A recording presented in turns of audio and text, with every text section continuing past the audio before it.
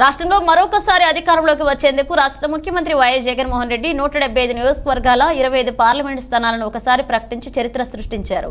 2019 ఎన్నికల్లో కూడా ఇదే విధంగా ఒకేసారి అభ్యర్థులను ప్రకటించి తన సత్తాను చాటుకున్నారని, మరొకసారి ప్రజలు అవకాశం ఇస్తారని అనంతపురం అర్బన్ ఎమ్మెల్యే అనంత వెంకటరామరెడ్డి స్పష్టం చేశారు. ఆదివారం నగరంలోని పాతూరులో ఇంటింటికి వైఎస్ఆర్ కాంగ్రెస్ పార్టీ కార్యక్రమాన్ని ఆయన నిర్వహించారు.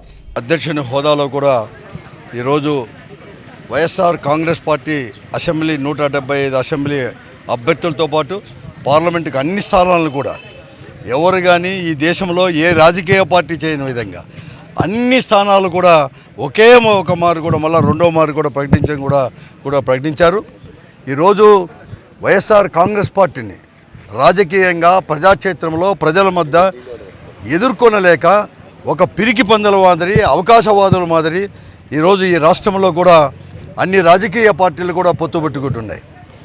ఈరోజు ప్రజాగలం పేరిట కూడా గుంటూరు దగ్గర చిలకలూరుపేటలో కూడా ఈరోజు చేస్తున్నారు.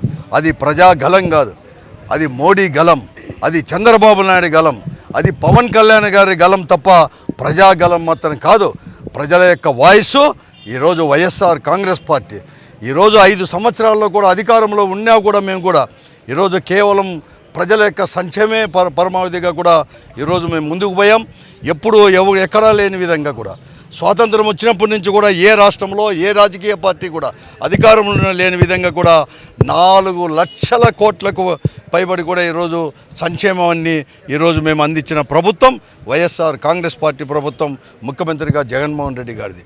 అలాగే అనంతపురం అసెంబ్లీ నియోజకవర్గంలో కూడా ఎప్పుడూ లేని విధంగా కూడా ఈరోజు కూడా మేము అభివృద్ధి పథం అనేది అభివృద్ధి చేసి చూపించాం. కూడా ఈరోజు ఒక ప్రజాప్రతినిధి కానీ అలాగే ప్రభుత్వం కూడా అనుకుంటే ఏదైనా కూడా చేయవచ్చు అని చెప్పేసి మేము అనంతపురం అసెంబ్లీ నియోజకవర్గంలో కూడా మేము నిరూపించాం. కూడా ఈరోజు మేము కావచ్చు, మా పాలకులు ఇక్కడ వచ్చేసి కార్పొరేషన్ కానీ పల్లెల్లో కానీ అనేక రకాలు కూడా మేము చేస్తాం. కూడా చిన్న చిన్న సందులు గొంతుల్లో కూడా ఈరోజు మేము రోడ్లను వేసాం.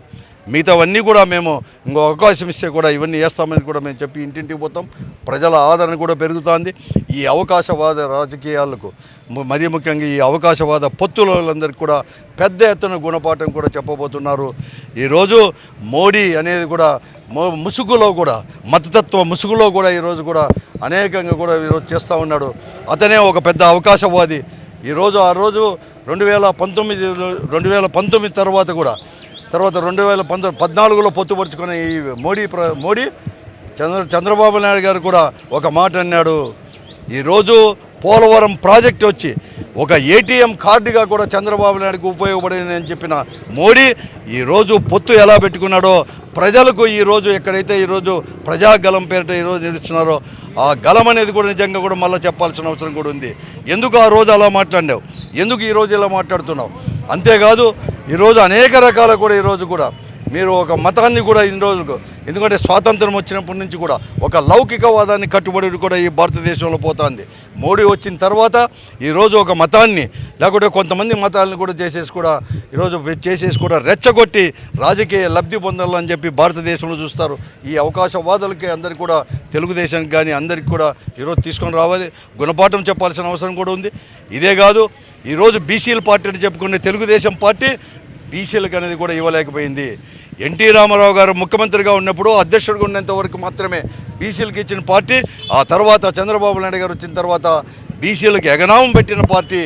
ఈరోజు జగన్మోహన్ రెడ్డి గారు ఏదైతే చెప్పారో మంత్రివర్గ కూర్పులో కావచ్చు, ఈరోజు సీట్ల కేటాయింపులో కూడా గత అంటే 2019 ఎన్నికల కంటే కూడా బీసీలకు కావచ్చు, మైనార్టీలకు కావచ్చు, క్రిస్టియన్లు కానీ అందరికీ కూడా ఎక్కువ సీట్లు ఇచ్చింది కూడా మా పార్టీనే, వైఎస్ఆర్ కాంగ్రెస్ పార్టీనే.